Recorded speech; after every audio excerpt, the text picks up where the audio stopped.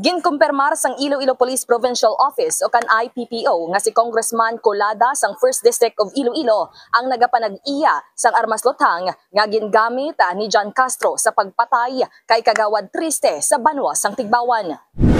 Sa ginpatigayon nga press conference ang IPPO, ginpahayag ni Police Colonel Bayani Rasalan, Provincial Director sang nasambit nga talatapan nga na-recover sa crime scene ang isa ka fired bullet kag duwa ka fired cartridge case. Dugang pa nga sang Oktubre 26, may na-recover naman sa kumpare ni Castro nga armas nga nagsanto sa mga recovery sa crime scene matapos ginpaidalom sa ballistic examination.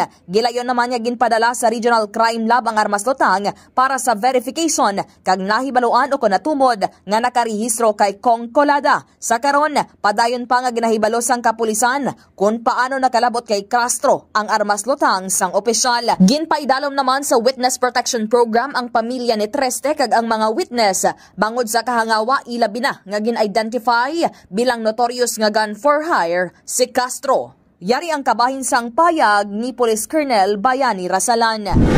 Recovery of the firearm. The said firearm was sent to Regional Civil Security Unit for firearms data record verification.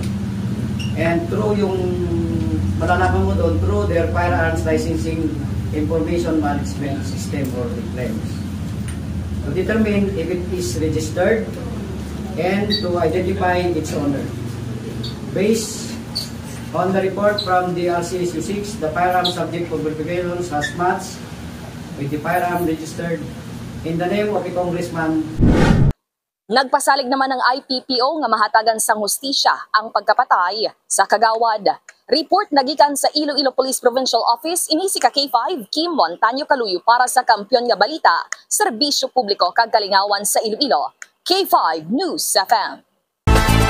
Ang ining balita ang ginadulong sa inyo sang DTX Coffee Mix. Himo sa natural nga sangkap pareho sang amarkuso, chia seeds, sugared cane extract powder. DTX Coffee Mix. Nakakapi ka na, naka-detox ka pa. DTX Coffee Mix. Mabakal sa mga butika.